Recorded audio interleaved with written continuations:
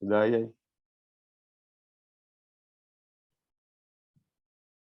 beleza. Então, a ideia realmente é bem essa hoje, eu vi que era de caso clínico, e como a gente tem visto nos eventos cada vez mais, né, a ideia é a gente tentar ser mais prático, a ideia é tentar ser mais objetivo, até para o evento às vezes ficar menos cansativo, e nesse caso aqui hoje é para a gente abrir, né, assim, até para os colegas que têm mais experiência com doença inflamatória poderem falar um pouco, e quem tem menos experiência também poder falar um pouco, às vezes, experiência de casos que eu não tenho dúvida que cada um dos colegas aqui, mesmo com menos experiência em doença inflamatória intestinal, já viveram situações parecidas relacionadas aí a casos clínicos que já se depararam. Aqui meus grupos de interesse. Então, eu trago alguns casos clínicos para vocês, tá bom? E aí eu começo com um caso clínico curto, resumindo, um paciente nosso com diagnóstico já de doença inflamatória intestinal, um paciente que já tinha um diagnóstico de uma doença de Crohn, na época lá em 2003 a 2017, com anemia, diarreia, com suboclusão intestinal.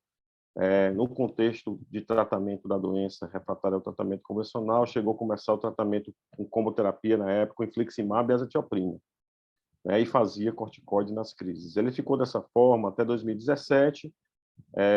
Nesse período ele era adolescente. Hoje ele é estudante de medicina, na época ele era adolescente. Em 2017 ele usava, né, nesse contexto chegou por conta das crises, né, e por conta de uma colonoscopia que ele tinha feito, que tinha úlceras ileais, né, e tinha alterações realmente sugerindo uma doença inflamatória intestinal doce de conectividade. Ele já vinha em uso do anti-TNF e foi otimizada a dose na época para 5 miligramas a cada 4 semanas.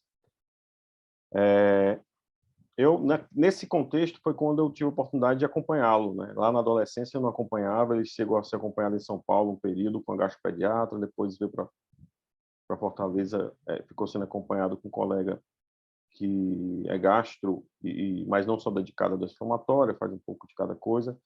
Daí eu tive a oportunidade, de 2017, assumir um pouco mais o quadro. O caso dele foi quando ele já vinha nesse contexto ali de uma nova crise de doença em uso do infliximab, e já nesse contexto ele de aumento de dose para cada 4 semanas. E, apesar desse tratamento, ele com um quadro de diarreia, artralgia, tinha uma capotectina fecal ali de 480, e além disso também ele queixava de uma disfagia, e isso chamava atenção por conta da disfagia. Quando a gente pensa num paciente com doença de Crohn, né, e pensa que ele está apresentando disfagia, a gente vem à mente algumas condições, né? Dentre elas, a possibilidade do paciente, ainda mais esse paciente que é um paciente jovem, e lá atrás eu não passei para vocês, mas ele teve um histórico prévio lá na adolescência, inclusive de suboclusão. Aquela suboclusão que eu comentei era proximal, né? Então tinha uma doença de Crohn mais proximal, esse paciente. Então, claro, a gente sempre pensa na possibilidade da doença de Crohn, ela também está cometendo ali proximalmente, você ter uma lesão como essa daí, com um paciente, outro paciente nosso, não esse, com a doença cometendo esôfago, esse paciente com úlceras esofágicas, inclusive sempre pensa no diagnóstico diferencial, na possibilidade de ser um quadro de inflamação por herpes, CMV, né, que entra no diagnóstico diferencial dessas úlceras esofágicas. Mas aqui não, aqui realmente é uma doença de Crohn, que melhorou com um tratamento específico para a doença de Crohn. Né, assim. Mas esse nosso paciente, apesar da gente pensar nessa possibilidade, a gente teve a oportunidade de fazer a endoscopia dele, né, assim, e a endoscopia, não sei se vai aparecer aqui na sequência, desculpa, pessoal, era para ter aparecido aqui. A endoscopia dele tinha lesões compatíveis com candidíase esofágica, e a gente teve a oportunidade de tratar ali a candidíase, e ele ficou bem. E na sequência a gente precisou, inclusive, mudar o tratamento, e ele vem hoje com outra terapia biológica, sob controle ali da doença inflamatória intestinal. Mas realmente a lesão esofágica dele era mais por conta de monilíase. Então a endoscopia a gente usa muito para queixas digestivas altas, né? Na doença inflamatória, principalmente na doença de Crohn, pode ser útil, como nesse caso foi, mas a gente não é o habitual, né? Assim, a gente sabe que a colonoscopia é o carro-chefe realmente de exames que a gente usa, né? Assim, seja para diagnosticar a doença, que você vê, são casos meus também, o paciente, quando você vê um paciente com a doença em atividade, depois a doença em remissão pós-tratamento, então serve também para isso o exame da colonoscopia. esse mesmo paciente teve a melhora depois do tratamento. Embaixo, outro paciente meu também com doença de Crohn. E aí você vê a colonoscopia que eu tive a oportunidade de fazer dele em 2020, e repetir a colonoscopia dele em 2021, desse mesmo paciente, e ele tinha essas úlceras extensas no ilho terminal ali da doença de Crohn e teve uma regressão, remissão completa ali após o tratamento. Então, o exame da colonoscopia ajuda muito nesse sentido, né, de avaliar a extensão da doença inflamatória, de avaliar a intensidade da inflamação, de avaliar também como está acontecendo ali o tratamento, né, se você atingiu aí, como esses 2 casos aqui que coloquei para vocês, uma remissão endoscópica ali da doença. Então isso ajuda muito o exame endoscópico, a colonoscopia, mas também você tem ali outras condições que são importantes. Aí eu trago 3 imagens também de casos nossos que a gente já teve aqui ao longo da nossa vida, né, assim como gastroenterologista dedicado mais à doença inflamatória intestinal, né, assim. Daí esse primeiro caso foi um paciente, um colega médico, inclusive, que veio para a gente com queixa de diarreia, com um quadro arrastado ali já de muitas semanas de diarreia ali, realmente chegava a quase 2 meses de diarreia, e já tinha, como não é de surpreender, tomado algumas medicações, o colega médico, cirurgião do aparelho digestivo, por coincidência, e não tinha melhora. E quando ele veio para o nosso consultório, trazendo já essa colonoscopia, né? Assim, ele fez uma colonoscopia e mostrava essa alteração. Eu trabalhava nessa mesma clínica, ele acabava fazendo colono, e a colono vê esse padrão aí realmente com as pseudomembranas, né? Esse padrão realmente ali com essas umas áreas bem sugestivas realmente do diagnóstico, né? As lesões foram biopsiadas. Quando ele veio com esse contexto e com esses sintomas, revendo a história dele, ele tinha um episódio recorrente de infecções do trato respiratório superior. Então ele já tinha feito uso de pelo menos 3 ciclos de antibiótico ali num espaço ali de 3, 4 meses na época, e que foi e acabou realmente desencadeando esse quadro ali diarreico, né? E a biópsia realmente acabou sendo compatível, e na verdade a gente acabou pedindo também, mesmo antes de sair o resultado da biópsia, a gente pediu os exames de toxinas nas fezes e realmente foi compatível com colite pseudomembranosa. Esse colega médico tratou, né? Na época a gente fez um tratamento com metronidazol e ele respondeu bem, né? Assim, e aí você vê como é curioso às vezes, que esse paciente chega para a gente até com receio de estar com doença inflamatória, e você tem ali uma condição que é até certo ponto óbvia, né, pelo uso dos antibióticos e por conta da evolução bem característica, mas ele já tinha até passado por outro colega que não tinha pensado nessa perspectiva, até que foi quem pediu a colonoscopia para ele, e, enfim, fica aí realmente essa possibilidade que é importante para a gente que vai se deparar, e para vocês, colegas, que podem se deparar com alguns casos, sempre lembrar que nem tudo realmente que inflama é doença inflamatória intestinal.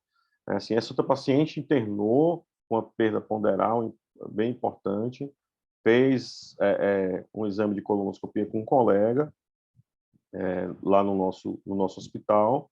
A gente teve a oportunidade de ver realmente as imagens, as várias imagens que ela tinha. Ela tinha tinha úlceras realmente e lesões com úlceras até mais longas, superficiais, umas úlceras que acometia ali cólon direito, cólon esquerdo, tinha úlcera até ali na região do reto sigmoide, né, assim, e essas lesões foram biopsiadas, né, assim, dessa paciente, tinha uma perda ponderal, um paciente ali de meia idade, em torno de 52, 53 anos, e a biópsia veio, ela veio com essa possibilidade de um diagnóstico de doença de Crohn, porque aparentemente tinham úlceras com lesões salteadas, e a biópsia veio granuloma caseoso, tuberculose intestinal. O paciente tratou realmente, recuperou bastante, e o quadro que ela tinha consultivo.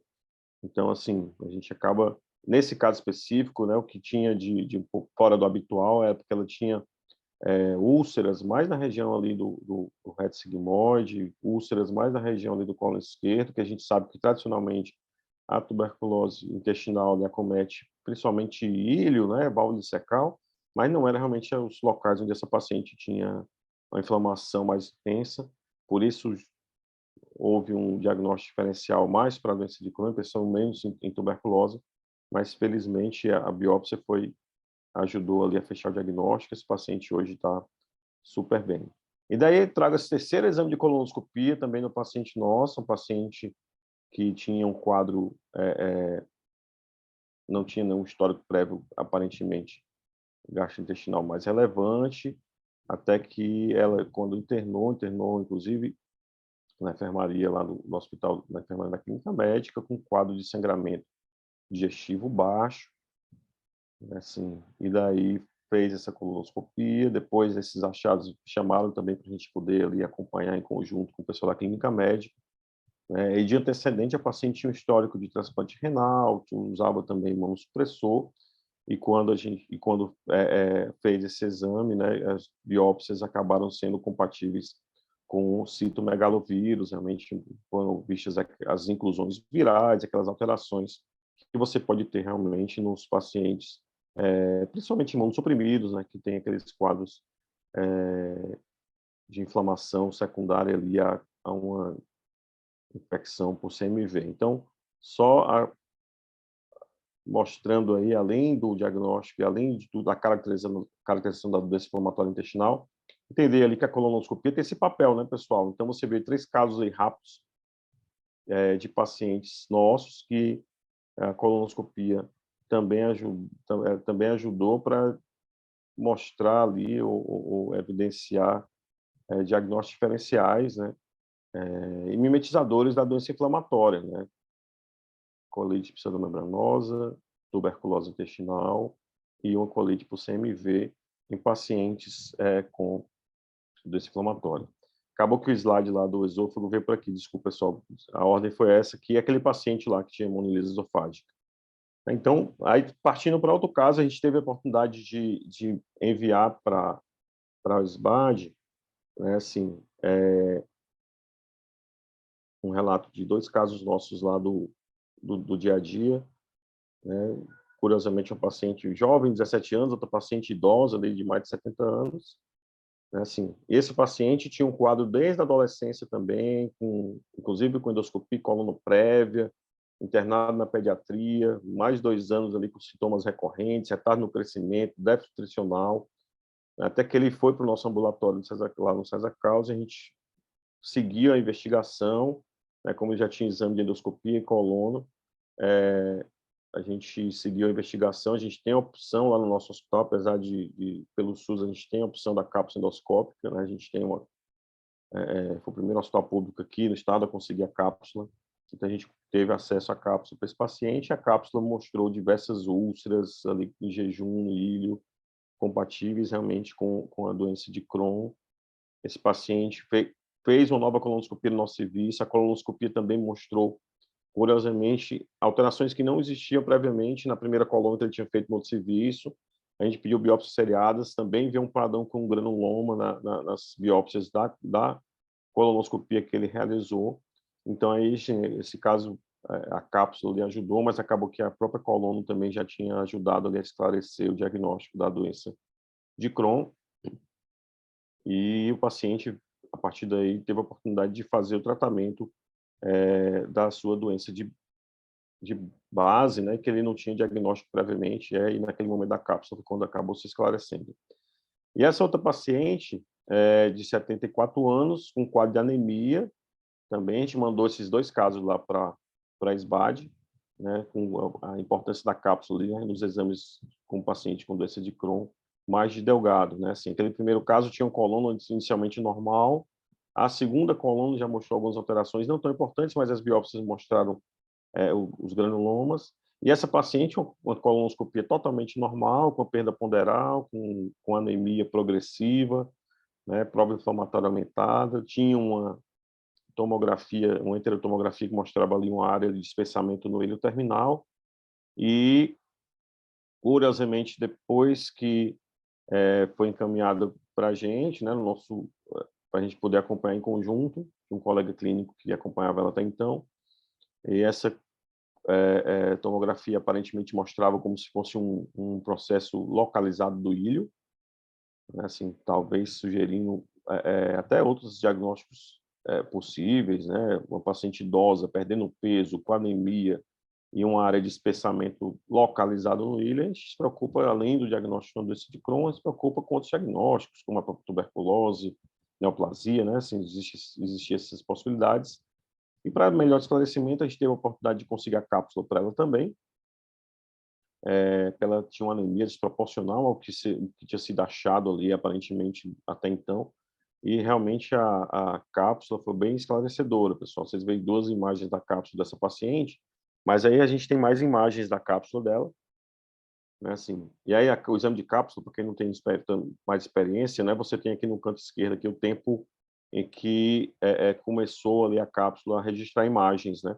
E essa paciente, você vê que desde ali da primeira hora, um pouco depois da primeira hora, quando a gente começava a ver as áreas de inflamação, com pequenas úlceras aftoides, umas úlceras um pouco maiores. Então, ao longo do exame, desde a primeira hora, após a primeira hora, até ela chegar ali no ilho terminal, ali com 7 horas de exame, eram diversas e diversas úlceras que ela tinha ali ao longo do intestino delgado, né? Assim, isso era compatível, inclusive, com a evolução da paciente, né? Perdendo peso, com quadro de anemia, né? Assim, então tinha uma refratariedade à reposição de ferro oral. Então, tudo isso acabava evidenciando ali a importância desse exame também da cápsula.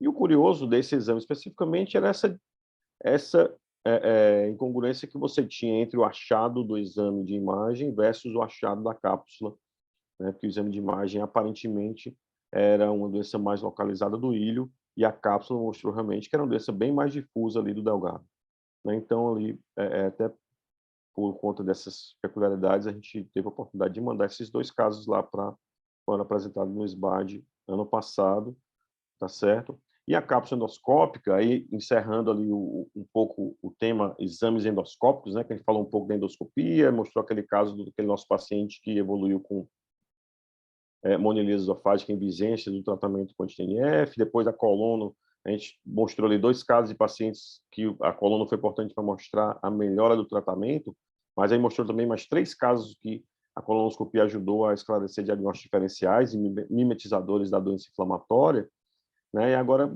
mais 2 casos de cápsula, onde a gente tem ali a cápsula como um exame importante, né, para ajudar no diagnóstico da doença de Crohn, mais especificamente, né? Tem um valor preditivo negativo para a doença de Crohn alto, realmente, então ajuda muito, porque a gente sabe que tem uma sensibilidade muito boa ali o exame da cápsula, né? Assim, mas claro, a gente tem que ter ali um cuidado, né? Assim, de indicar, né, naqueles pacientes que têm uma suspeita mais forte, principalmente que já tem exames de endoscopia e colono prévios, né? E eu costumo sempre indicar a cápsula no paciente que previamente também tem um exame bem feito ali de tomografia ou ressonância, para a gente poder tentar descartar alguma área de estenose, né? Para a gente não ser pego de surpresa e às vezes ter uma impactação da cápsula em alguma área de estreitamento. Certo? Então, a primeira sessão era mais falando um pouquinho sobre os exames endoscópicos, né? Endoscopia, colono e a cápsula, que são úteis, e aí trouxe casos para vocês ali, bem sucintos, né? De casos que a gente teve na nossa prática, que o exame ali ajudou. Esses exames foram bastante úteis nesse sentido, tá certo? Queria dar uma pausa aqui, deixar aberto para vocês aí, Zerôncio, Leopoldina, Marcelo, o grupo aí também, Adélia, enfim, os colegas que estão presentes, se quiser participar aí para dar alguma opinião sobre essa questão, né, dos exames endoscópicos, ou a questão da experiência da cápsula, se algum de vocês tem, enfim, até questão de acesso, disponibilidade, como é que acontece em cada uma das regiões, fica aberto. Opa, Caio, eu acho que tem até algumas perguntas aqui, né, que em relação exatamente à cápsula e sobre o tratamento. Eu faço cápsula aqui também, João Pessoa, então aproveitar para a gente falar um pouco sobre isso. Você já falou bem, né, a questão da sensibilidade, o papel da cápsula endoscópica para fazer enteroscopia na doença de Crohn. Para quem não sabe, existe hoje uma cápsula específica para doença de Crohn, que a gente ainda não usa, acho que você não usa também, né, Caio? É uma cápsula Ainda que é não. muito parecida com a cápsula de cólon, então é uma cápsula com duas abóbodas de fotografia, então fotografia na frente e atrás, que basicamente ela vem filmando tudo o que poderia ser feito, a história da endoscopia. Ou seja, a gente poderia usar a cápsula de cólon, a gente já usou algumas vezes, né, quando estava com uma escassez. Você tem duas imagens sendo captadas, né, a da frente e de trás, a cápsula às vezes vira no próprio delgado, porque a de Crohn é feita para a de colo é feita para exatamente você conseguir pegar mais imagens, o colo é mais grosso, passa mais tempo e tudo mais. E a dúvida que foi feita aqui, né, como devemos ponderar o uso da cápsula de endoscopia? Acho que tem outra que fala, cadê? Tem duas perguntas, né, os exames radiológicos aqui, acho que da endometriose, mas só para concluir, a indicação é depois que você faça sempre o exame de imagem. Existe a cápsula de patência, para quem não conhece, é uma cápsula que tem o mesmo tamanho, as mesmas características da cápsula usual, e no seu interior ela tem uma haste metálica que, em caso de retenção, a superfície, o seu conteúdo, ela dissolve e essa haste metálica ela consegue ver onde é que está a localização e ela teoricamente passaria por um ponto de estenose. Seria uma avaliação pré-cápsula para você não ter o risco de retenção, né? Então, o problema é a viabilidade. Não sei se você já usou, Caio, né? Ela é muito cara. Difícil de conseguir, né? Difícil de ter Isso, é acesso a ela. cara. Você precisa, então, além da disponibilidade da cápsula, que vai ser engolida, depois você vai fazer o exame tomográfico, analisar. Então, na prática, se faz só realmente uma enterotomo, enteroressonância, e sabendo que em caso de retenção, se não tiver sintoma, você pode esperar, mas muitas vezes o paciente já teria indicação de cirurgia pela própria estenose, né? Isso. Mas a gente tem feito. A semana passada eu fiz um diagnóstico também, um paciente, um colega aqui de Jefferson, que deu as imagens muito parecidas com essa que você mostrou também. Teve até um de doutor de Marcos Herôncio que mudou até o tratamento. Um paciente que tinha uma doença de Crohn e quando viu que era uma doença mais extensa, acho que ele passou a ponderar o tratamento biológico. Eu acho que o senhor estava pensando, doutor Marcos, lembrar desse caso, né, que ia fazer só metotrexato, era uma doença de Crohn leve, mas eu acho que, não sei, se eu não me engano, quando eu conversei com o senhor pensou em fazer imunobiológico pela extensão da doença. Exatamente. Quando a gente se depara com a doença extensa, a gente começa de delgado, né? Principalmente, a gente começa a pensar em fator prognóstico e a possibilidade maior de estenose, complicação, cirurgia e tudo. Então, realmente, quando eu me deparo com a doença extensa do delgado, que em termos de literatura se define como mais de 100 centímetros acometidos, normalmente a gente tem uma tendência maior para entrar mais precocemente com medicação biológica. Isso. Até respondendo um pouco das perguntas aí realmente do chat, né? Viviane perguntou, esse paciente tinha já um exame não de enterotomografia, Viviane, mas tinha já uma tomografia que ele tinha realizado. Na época a gente não conseguiu realizar a enterotomografia por conta até de limitação, até pela pandemia mesmo. A colega que fazia enterotomo no nosso hospital, ela acabou se afastando porque ela era grupo de risco. Então a gente fez só uma tomografia convencional, um colega que a gente confia bastante, e não tinha nenhum sinal aparentemente de estenose, aí a gente ficou mais tranquilo para realizar a cápsula. Né, assim, outro questionamento aí é sobre ponderar o uso da cápsula na doença inflamatória, né? Aí eu acho que o próprio Marcelo já comentou um pouco. E via de regra a gente utiliza muito nesses pacientes onde você tem um quadro clínico mais importante ou uma alteração aí de carga inflamatória e provas inflamatórias bem alteradas, e um paciente que você não encontra nada ali, às vezes, no colo, e você pensa mais fortemente que possa ser alguma coisa, alguma alteração de delgado. Eu acho que acaba sendo útil a cápsula para avaliar melhor o intestino delgado mesmo. Né? E foi perguntado sobre a paciente idosa, qual foi o tratamento que acabou sendo optado. Né? Inicialmente, essa paciente, até pela gravidade, tudo, hoje ela acabou ficando realmente bem, ela está fazendo uso do ustekinumab em monoterapia, até pela evolução, ela acabou respondendo melhor e está bem realmente de sintomas, anemia e tudo, depois que ela começou o tratamento em monoterapia com ustekinumab. Aí uma das coisas que pesaram também para ela foi a questão da segurança, né? E a questão também até da comorbidade posológica para essa paciente, então isso pesou muito e respondeu super bem, né, assim, com o ustekinumab. O Caio, Oi. só para movimentar a pergunta aí também. Quando você... a dificuldade da cápsula é mais acesso mesmo, né? O valor que é Sim. alto. Então, assim, poucos pacientes e poucos convênios liberam, né? Mas existe sim diagnóstico, né? Ela perguntou aí se tem uma enteronormal e cápsula normal, existe isso, né? Por isso que a gente insiste na cápsula, porque às vezes a gente tem doença sugestiva, mas a gente não consegue chegar no diagnóstico na colono e na entero, né? Por isso que a gente pensa em fazer a cápsula. Agora, quando você pega uma cápsula alterada, um exame de cápsula alterado, você se satisfaz com as imagens da cápsula ou você pensa em fazer uma enteroscopia, biopsiar e confirmar aquilo por biópsia? Sempre que tiver a oportunidade de biópsia, a gente prefere, né? Se tem a oportunidade da enteroscopia, e eu que faço a enteroscopia, então sou até suspeito, né? Assim, mas Aí fica também bom, né? entra no mesmo problema do acesso, né? Realmente. Ou até mais caro até do que a própria cápsula, às vezes. Mas se a gente tem a oportunidade de biopsiar, tem alguns casos nossos de pacientes que a gente precisou fazer enteroscopia intraoperatória, o paciente acabou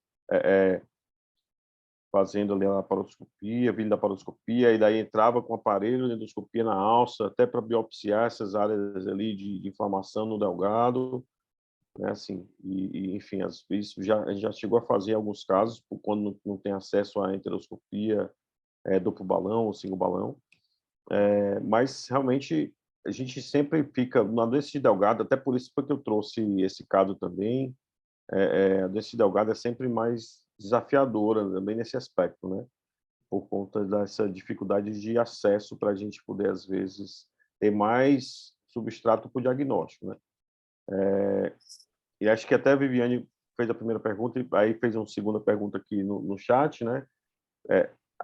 Se pode acontecer, né? Esse caso dessa senhora, Viviane, ela tinha uma doença na tomografia, parecia ser localizada do intestino delgado ali no ilho terminal, assim, dava a impressão de uma doença bem localizada. E a cápsula foi totalmente diferente a extensão da doença, né? Então, isso mostra como pode ter essa divergência entre o exame da tomografia e da cápsula, né? Porque quando a doença é mais luminal, tá certo? Pode realmente passar despercebido as alterações inflamatórias no exame de imagem, né? Principalmente quando às vezes a inflamação não é tão intensa ou não tem úlceras ou lesões tão profundas, isso pode passar despercebido. Mas não por isso a doença é mais leve, né? Como esse exemplo dessa nossa paciente. É uma doença bem extensa, luminal, mas bem extensa realmente do delgado. Essa pergunta de Leopoldina é interessante porque realmente essa limitação da cápsula, que a gente não tem o eixo patológico, isso aí coloca alguma dificuldade, né? Então, a tendência minha, natural, é que quando eu vejo que as lesões são mais sugestivas de Crohn, e principalmente são mais, ou por uma extensão maior, né? Múltiplas lesões ao longo de jejum, de ilho, ou até numa área extensa, né? Seja jejum no ilho, a minha tendência natural é pensar em Crohn e tentar, na maioria das vezes, iniciar um tratamento.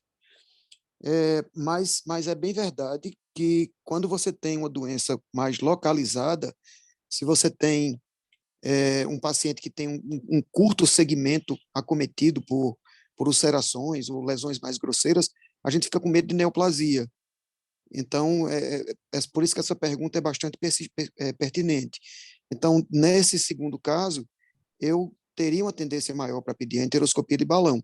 O problema é o custo do exame, né, a falta de acesso, que torna a coisa praticamente inviável. Pode chegar a R$ 15.000 o exame.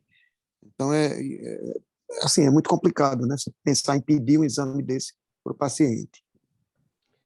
E só complementando, como a gente falou sobre diagnóstico diferencial, né, você citou bem na endoscopia e na coluna, na cápsula endoscópica, os achados, né, são muito, muito semelhantes com a enteropatia por anti-inflamatórios, né? Então, assim, é muito difícil você caracterizar só pela imagem, né, se a lesão é doença de Crohn ou se aquilo ali foi uma lesão por uso de anti-inflamatórios, principalmente. Então, a característica das úlceras, a estenose, tudo é muito parecido. Então, lembre-se de que, se for possível, né, na sua investigação, a suspensão de até 14 dias antes, né, do exame de enteroscopia, para não trazer falsos positivos e você superdiagnosticar também. Sem dúvida.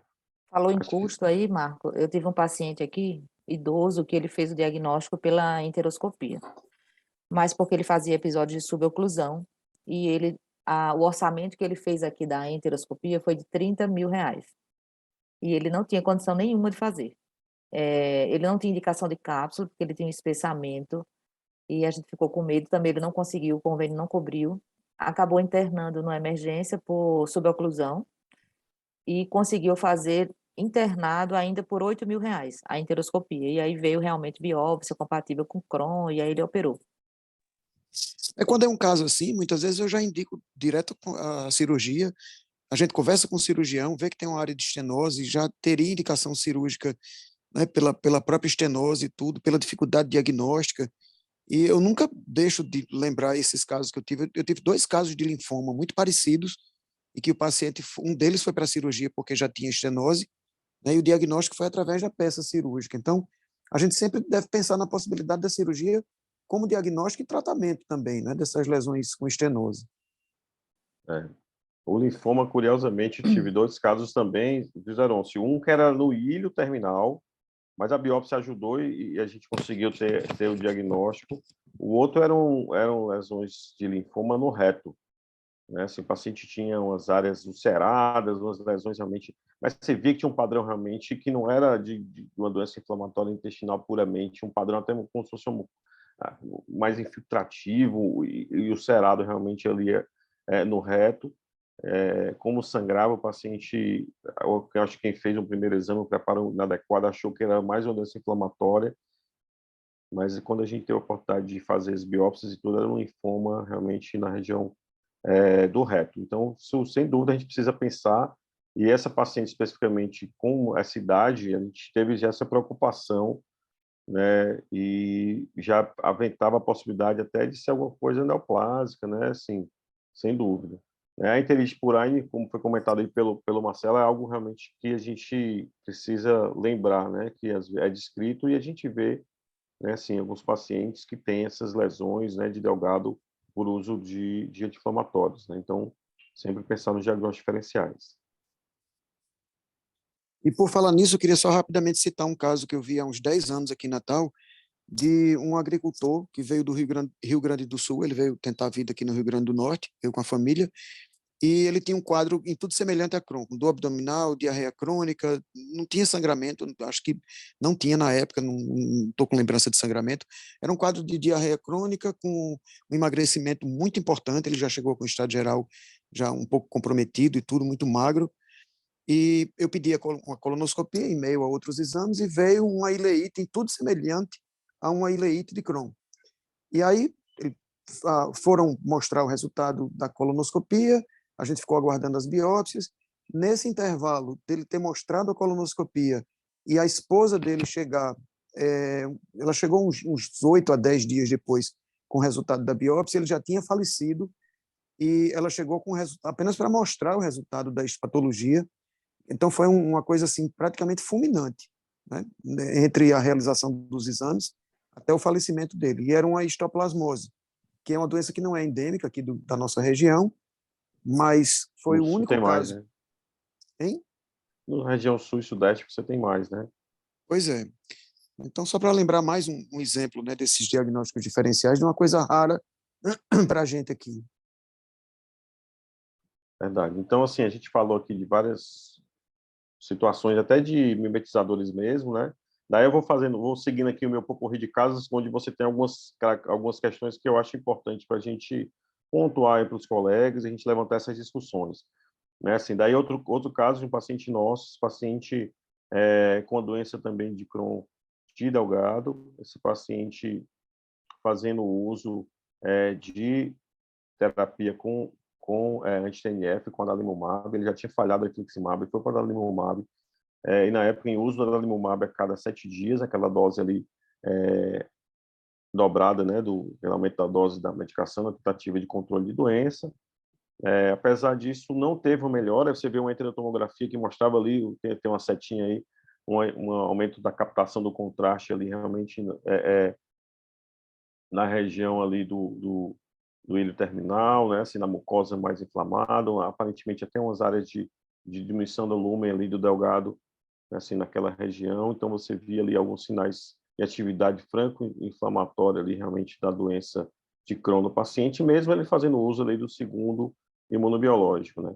E aí eu trago, na verdade, além dessa questão da refratariedade que pode acontecer, a gente ter esse cuidado do tratamento realmente como um potencial imunossupressor que acontece. Então, você usa algumas medicações e a própria doença em si aumenta o risco, né? Você tem estudos que mostram isso, que a doença inflamatória, principalmente uma doença moderada grave, é um fator de risco para infecções.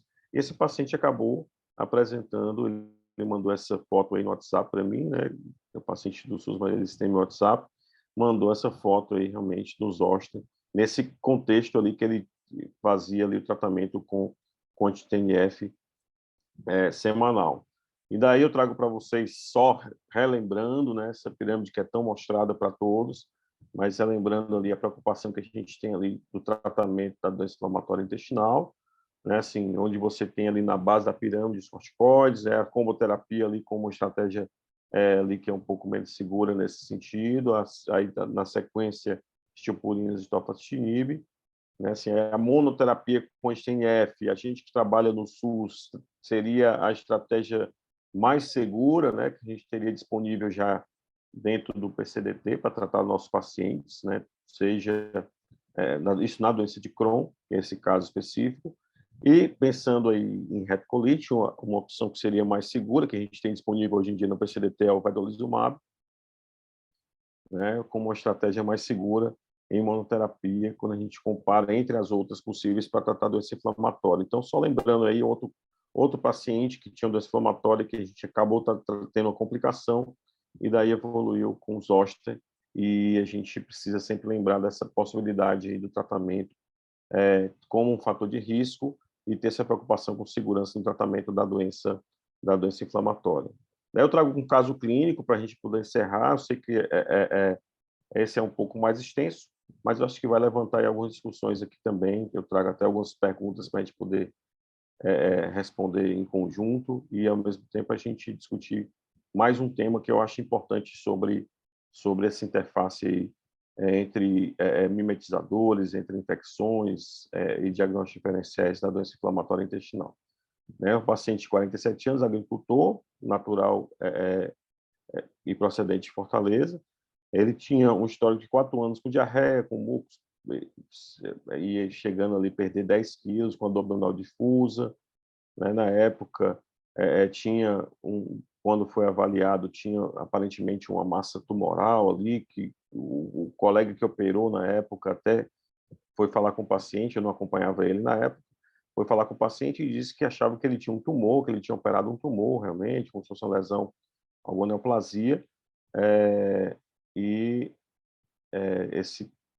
essa massa tumoral, na verdade, era um conglomerado inflamatório, né? Assim, a biópsia realmente deu um padrão com estenose inflamatória, com esboço com granuloma, realmente compatível com doença de Crohn. E aí, a partir dali, esse paciente foi encaminhado para o nosso acompanhamento no ambulatório, né, com colostomia, né, com perspectiva de... A dúvida dele é quando é que ele ia poder reconstruir o trânsito, né? Assim, esses pacientes eles ficam, às vezes, com essa ansiedade de reconstruir o trânsito ali, realmente a colostomia é bem desagradável para a grande maioria dos pacientes, né? Assim, ele veio nesse contexto, né? A gente teve a oportunidade na época de acompanhar esse paciente, né? Ele tinha de antecedentes um histórico de colestectomia, tinha infecções urinárias, episódios de infecção urinária, tinha história também de infecções respiratórias por diversas vezes, usava antibióticos, né? Sem maior gravidade, mas tinha essa repetição de eventos infecciosos. Não era tirista, não era tabagista, era tirista ali uma vez por semana, ele se bebia cerveja. Um pai falecido por infarto, a mãe falecida por pneumonia, não tinha outro histórico de doença inflamatória. Né? Desse paciente, a gente, quando teve a oportunidade de avaliá-lo com mais critério, né? Só resumindo ali um pouco da evolução do caso para vocês, pessoal, ele, além daquela área inflamatória, né, assim, ele realmente tinha ainda uma persistência de sintomas, uma persistência do processo inflamatório, né, assim, ainda com provas inflamatórias elevadas, realmente mostrando que, apesar da cirurgia, ele persistia com um processo inflamatório bem importante e ele seguiu ali um entendimento que ele precisava começar uma terapia biológica. Quando foi feito aqueles exames pré-biológicos, ele tinha um raio-x de tórax que mostrava algumas alterações fibrocicatriciais no ápice do pulmão direito, né? Tinha um PPD ali de 6 milímetros, então PPD reator, né? Assim, isso já trazia para a gente uma possibilidade, uma perspectiva desse paciente fazer, inclusive, alguma abordagem para tuberculose latente, né? Então, nesse momento, pessoal, qual seria a ideia aí de vocês em termos de abordagem, né, para esse paciente com uma doença grave na sua apresentação inicial, necessitando de cirurgia, com persistência do processo inflamatório mais importante, né, mesmo após a cirurgia, né, assim, e que fez o paciente, inclusive, precisasse usar corticoide, na tentativa de controle do processo inflamatório da doença. Então, assim, o que é que vocês pensariam como estratégia para esse paciente? Vocês veem as opções aqui que eu coloquei. Como tudo na doença inflamatória, se duvidar, pessoal, teria o item D, o item E, o item F, né? Assim, a gente sempre tem caminhos possíveis que não obrigatoriamente todos são, um único é correto ou todos os outros são errados, né? São possíveis caminhos que a gente tem para o tratamento. Especificamente esse paciente, pessoal, a gente, por conta da questão do PPD reator, né, assim, a gente entendia a necessidade desse paciente fazer o tratamento com biológico, mas aí a gente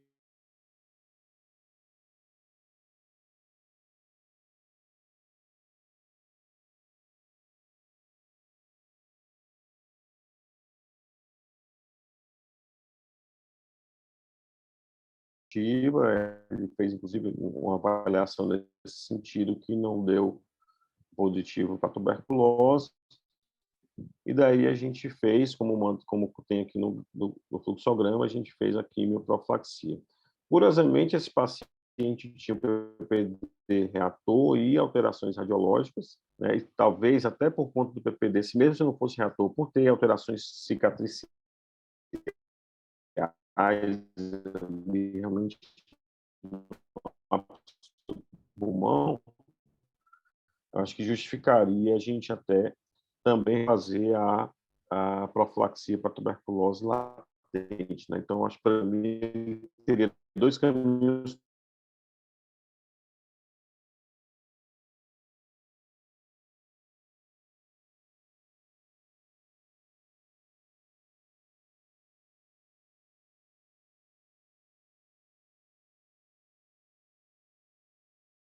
Eu acho que em 2018, se não me engano, a gente acabou optando realmente por fazer um STNF em monoterapia, né, assim, muito por conta desse contexto ali de preocupação das infecções que ele tinha repetidamente, né, por conta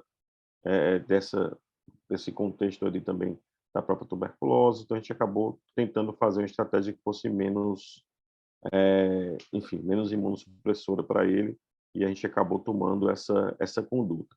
O paciente seguiu o tratamento, né, ao longo de 2 anos, ele teve uma ótima evolução do quadro da doença inflamatória intestinal, estava fazendo a manutenção com infliximab ali 5 miligramas por quilo. Assim, nesse meio tempo, ele fez a cirurgia de reconstrução do trânsito, ficou bem da cirurgia, assim, da parte intestinal, mas aí fez uma grande hérnia incisional, né? Assim, não tenho a foto aqui para vocês, vou ficar devendo essa foto, mas eu tenho a foto aí dessa hérnia incisional que ele fez e que realmente ficou bem incomodado com a hérnia incisional.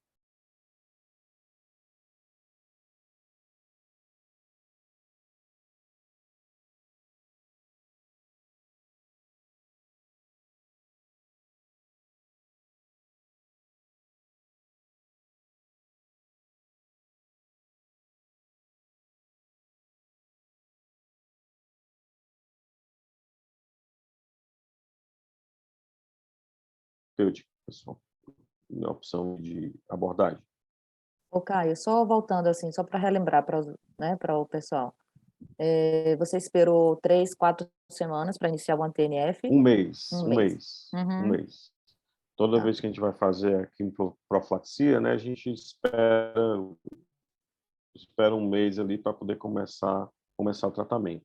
Até por isso ele ficou ali com corticoide, tentando controlar a doença, enquanto também fazia a quimioprofilaxia, né? Assim, ele não tinha uma doença grave, mas claramente tinha uma doença realmente em atividade, que a gente ia precisar fazer a terapia com imunobiológico. Né? Mas bem lembrado, aí realmente a gente sempre tenta respeitar esse tempo de um mês ali entre o início da profilaxia e o começo da terapia com biológico. Em E a relação à história da cirurgia? cirurgia, aqui os próctores daqui, o cirurgião, eles normalmente eles operam no meio do ciclo, né? Ele estava fazendo a cada 8 semanas, assim, no meio do mês, na quarta semana e quinta semana, já operaria. Não sei como é a prática de vocês aí.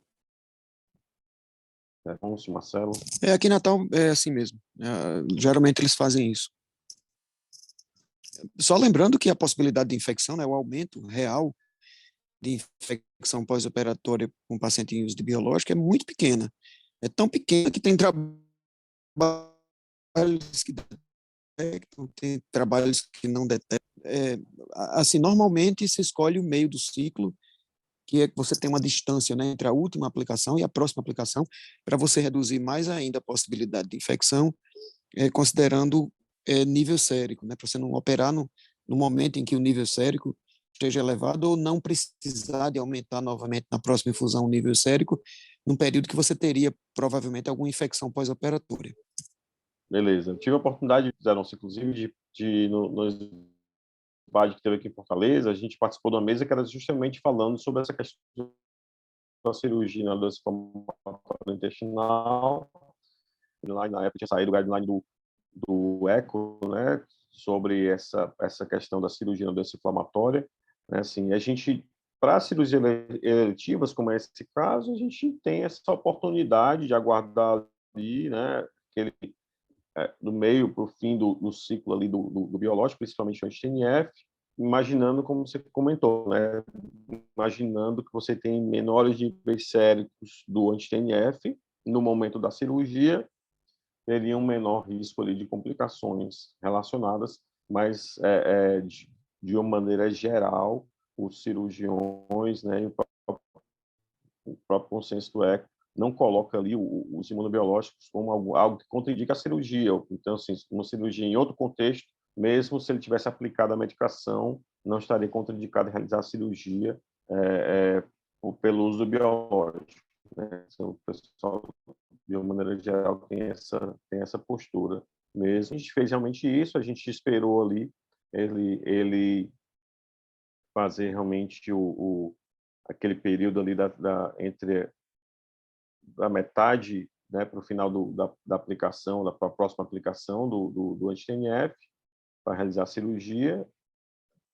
A cirurgia foi tudo bem, sem intercorrências. O problema é que no 7º pós-operatório da cirurgia, o paciente evolui com tosse, com expectoração amarelada, além de uma piora progressiva do padrão respiratório, e a gente se surpreende com isso aqui. Né? Assim, o paciente ele fez uma tomografia bem sugestiva, com aquelas lesões que eles descrevem em árvore de brotamento, né, assim, um padrão em vidro fosco. Né? Nessa época aqui não tinha preocupação com Covid, né, pessoal? Esse período agora de Covid, qualquer coisa que tivesse vidro fosco, os radiologistas já ficavam ali em cima do muro, já diziam, não pode se descartar, etiologia viral, né? Esse vidro fosco virou uma coisa, realmente foi um problema, né? Minha avó quase ganhava um diagnóstico de Covid por uma pneumopatia que ela já tinha há 10 anos, já tinha vidro fosco, quase ela ganhava um diagnóstico de Covid com 95 anos, quase colocava ela no UTI Covid por isso. Né? Assim, ela não tinha Covid.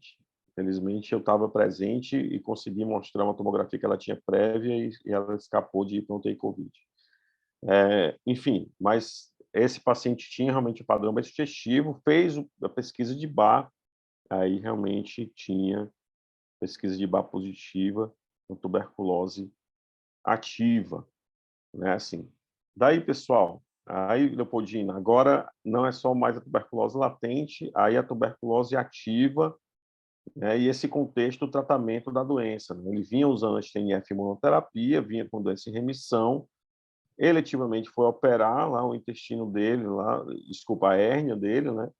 incisional, e no pós-operatório a cirurgia da hérnia, sem problema algum, sem infecção nenhuma, mas como nem tudo são flores, né, não podia ser tão simples assim, ele começa um quadro pulmonar, e aí realmente faz um quadro de uma tuberculose ativa lá no pós-operatório da cirurgia da hérnia, né? Assim. E daí, o que vocês imaginam como estratégia para esse paciente?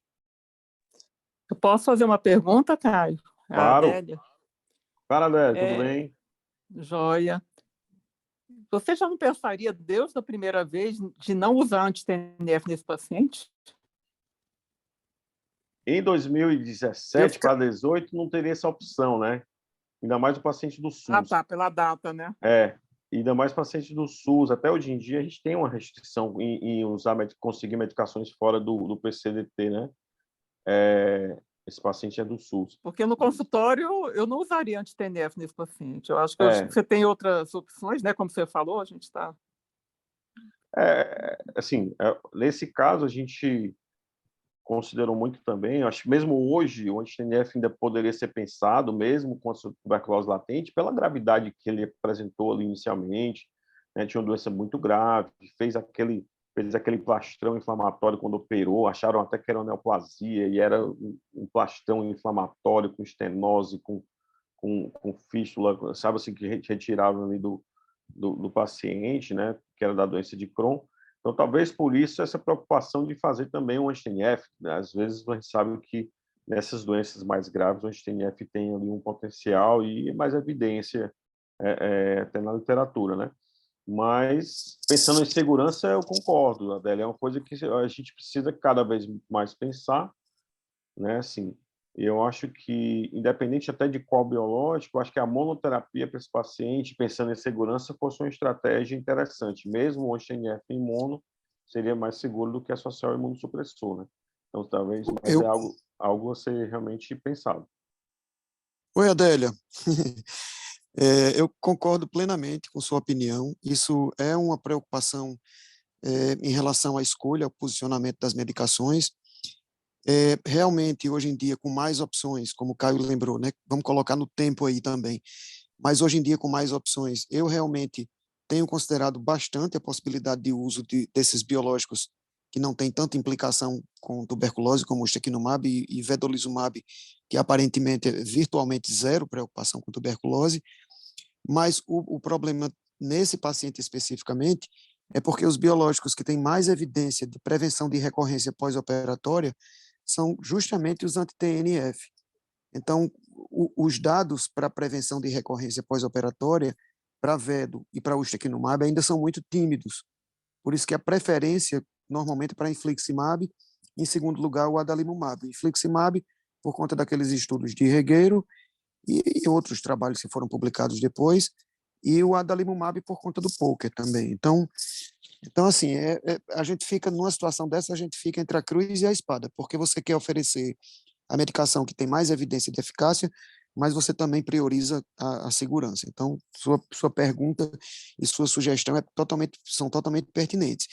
O que eu tento fazer é, se não der certo logo com um desses biológicos mais modernos, eu fico atento e faço a substituição, caso ele volte a apresentar atividade pós-operatória. Então, a tendência minha é dar uma chance com esses outros mais recentes. Ô, Marco, aproveitando sua colocação, você segue essa, digamos que é um paciente que não tem nenhum problema pulmonar, um paciente que fez uma cirurgia por uma estenose na região de válvula, e ele fazia uso de azatioprina, e agora ele vai para, e ele mostrou inflamação, mesenterite na cirurgia, na peça, e no pós-operatório ficou com diarreia, que não tinha antes da cirurgia. Pensando em fazer uma profilaxia para ele, você entraria, assim, levaria em consideração essa ordem mesmo, primeiro o infliximab mono, ou adalimumab, ou você pensaria em fazer, por exemplo, um Stelara nesse paciente numa doença de Crohn que era limitada e que foi operado?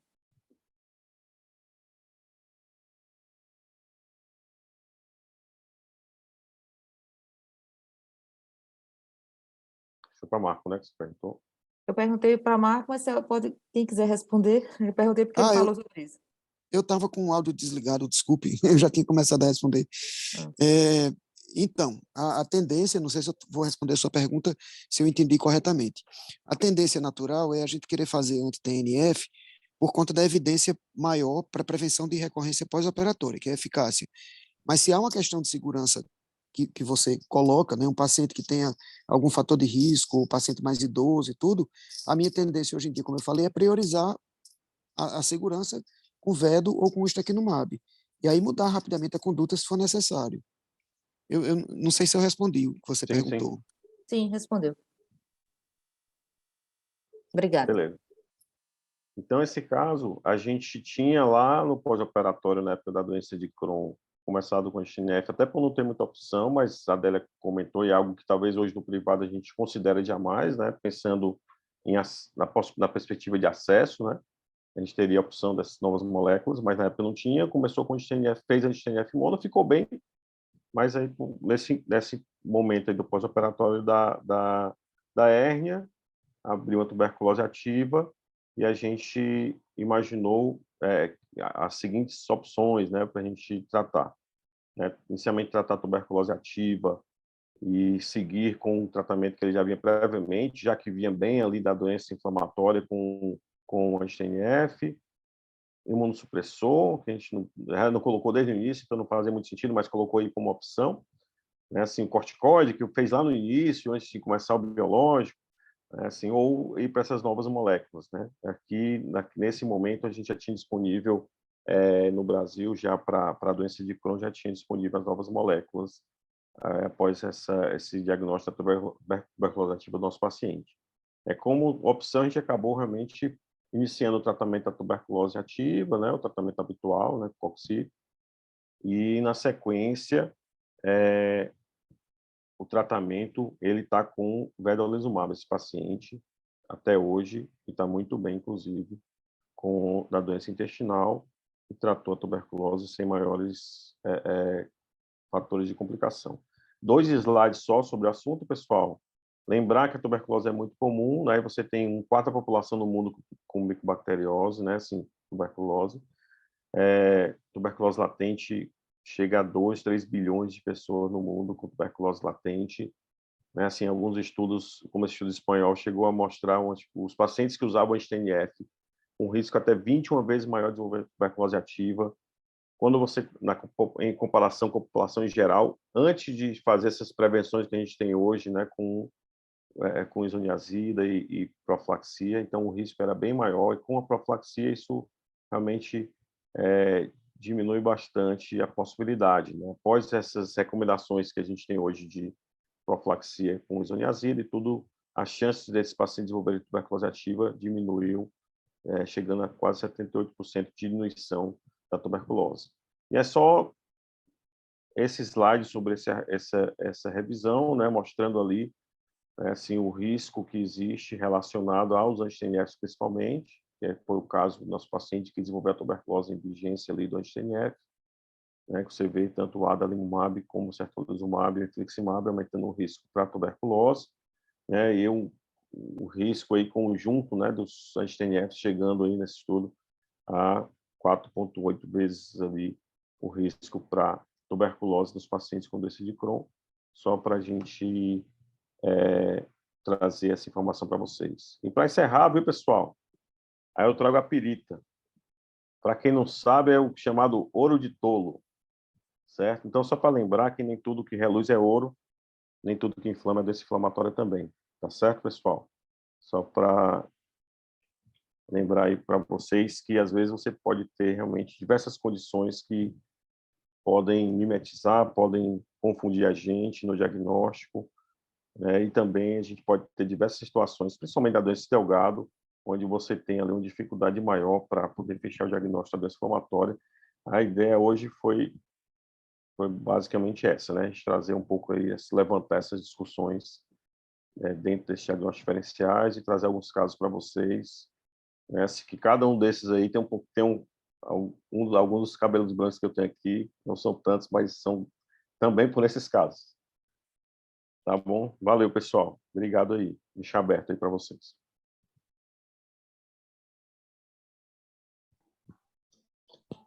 Espetáculo, Caio. Você é sempre muito didático, rapaz, pedagógico, você faz inveja. E eu queria aproveitar, então, fazer uma primeira pergunta. Eu tenho um caso parecido no ambulatório. Acho que se tiver algum Gabriela tiver aqui, ela vai lembrar. É um paciente que tem uma retocolite, uma proctossigmoidite, que evoluiu para uma pancolite, e a gente estava pensando em abrir protocolo para biológico por falha do tratamento convencional, sendo que ele surgiu com a lombalgia que confirmou espondilite anquilosante e sacroileite. Tudo certo, escolha então para a TNF a princípio, mas aí no rastreio ele veio com PPD de 15 e raio-x com alterações fibrocicatriciais também bem características. Mandamos para o Infecto ficou pensando em tratar tuberculose doença mesmo com com BR negativo. E a gente está na dúvida, esperando a resposta da reumatologia para o que fazer para essa cobertura, porque se não tivesse essa alteração articular, acho que a escolha seria mais fácil, como a doutora Adélia colocou aqui, da gente fazer, paciente do SUS, faríamos um vedolizumab. E aí, queria a opinião de vocês todos, o que fazer? Insistir nesse anti-TNF mesmo, né? Fazendo, arriscando isso em monoterapia após um mês, né, do tratamento? O que é que vocês sugerem? Marcelo, aqui em Natal, em comum acordo com a infectologia, a gente trata tuberculose mesmo. Isso não é ideia minha, não. Foi ideia que partiu da própria infectologia, de alguns colegas, quando vem esses PPDs, né, muito elevados em pacientes com perspectiva de uso de anti-TNF. Então, eu, hoje em dia, estou praticamente... Antigamente, eu me admirava, puxa, mas vai tratar uma tuberculose ativa por causa de um PPD positivo, né? Mas, hoje em dia, eu mudei de opinião depois de ser convencido por eles e também depois dos casos que a gente já viu, né? Todo mundo viu o caso de tuberculose com anti-TNF, então a preferência aqui tem sido essa, para você continuar com monoterapia, né, com anti-TNF, para você poder tratar as duas condições com anti-TNF e você ter uma segurança maior em relação à tuberculose, dá uma segurança maior que o paciente não vai desenvolver uma tuberculose clinicamente ativa. Perfeito, Tomás. Obrigado. Eu acho que é isso que ele está pensando. Estou esperando só a resposta da reumatologia para ver se existe alguma alternativa, mas eu acho que a ideia é essa mesmo. E outra coisa, aproveitando a tuberculose. Marcelo, o que acaba restringindo, pelo que você explicou, é que ainda é uma doença axial, né? Assim, Exatamente. E que a gente tem, acaba restringindo mais ainda aos anti-TNFs como uma opção aí que pudesse ter uma melhor resposta, tanto para o quadro articular como para o quadro intestinal, né? Porque, enfim, fica mais restrito aí realmente para esse paciente, em termos de opção terapêutica, os anti-TNFs, realmente pensando aí nesse contexto que trate tanto o quadro articular como axial, como a doença inflamatória em si, acho que ficaria muito mais restrita a anti-TNF inicialmente mesmo. Entre os anti-TNFs, a preferência seria normalmente por infliximab, né? Uhum. Porque tem a eficácia maior do que adalimumab e golimumab. Sem dúvida. E a tendência de você está sendo tratar 6 ou 9 meses na tuberculose, nesses casos aqui? Aqui em Natal está meio dividido ainda, mas tem sido mais frequente a opção por 9 meses, pela infectologia. Eu acho que aqui na Paraíba está bem alinhado com o Rio Grande do Norte, está muito parecido. No geral, eles acabam estendendo um pouco mais mesmo. Esse caso especificamente, né, eu acho que outra questão também que a gente poderia levantar, né, é quando começar a tratar o Crohn nesses pacientes, né? E o consenso Ásia-Pacífico, ele tem até por serem países que têm uma prevalência mais próxima, uma realidade mais próxima da nossa em relação à tuberculose, diferente de Europa e Estados Unidos, né? Eles acabam considerando a possibilidade de a gente começar em vigência do tratamento da tuberculose ativa, começar o tratamento do Crohn, após 2, 3 meses de tratamento, já começar o tratamento do Crohn. Claro que é um risco, mas é algo assim, a ser considerado, depender da gravidade de cada uma das condições que a gente tem, né? Assim, a gravidade da doença inflamatória, da doença inflamatória intestinal versus a própria tuberculose em si, né? Então, é algo que a gente precisa ponderar, né?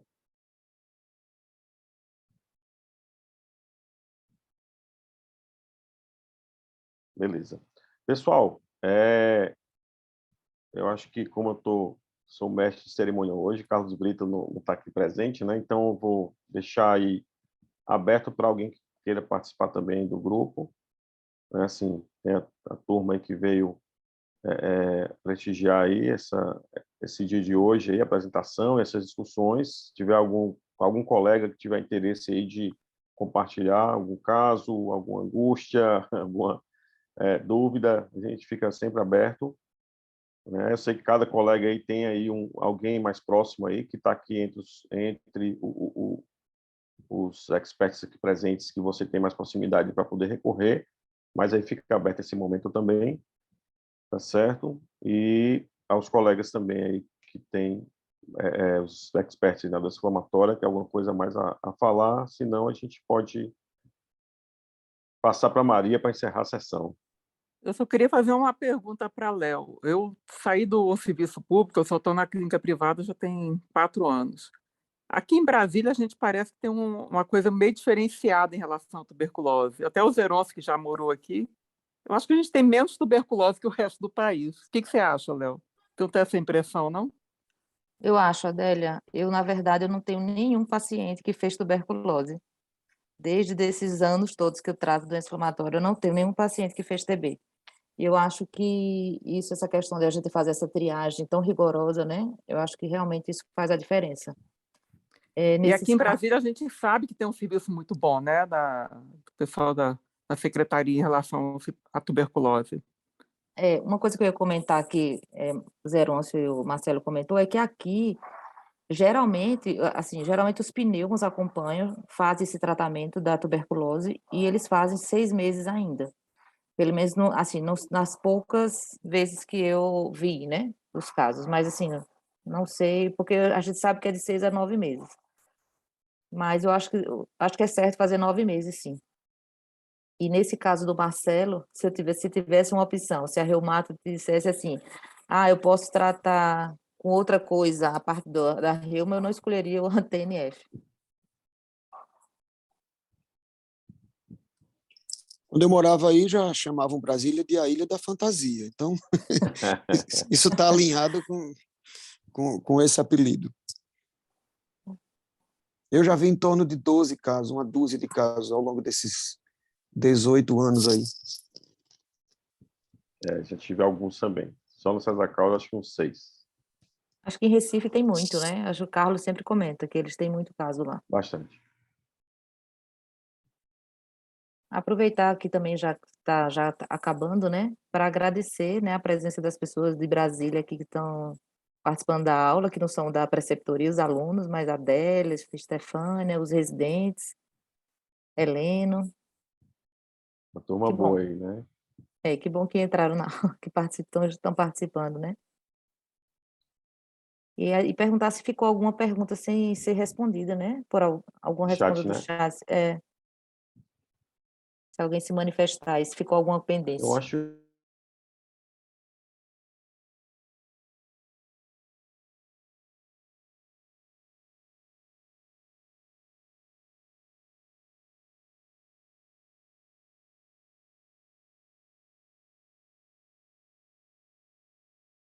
a paciente idosa com relação ao tratamento, a gente acabou falando naquele momento. Foi ótimo, Caio. Parabéns, viu? Muito bom. Valeu, pessoal. Prazer, saúde Parabéns, para todo Caio. mundo. Um abraço, Alonso. Boa noite a Valeu, todos. turma. Parabéns de novo. Boa noite a todos. Boa noite a todos. Obrigada pela presença. Boa noite.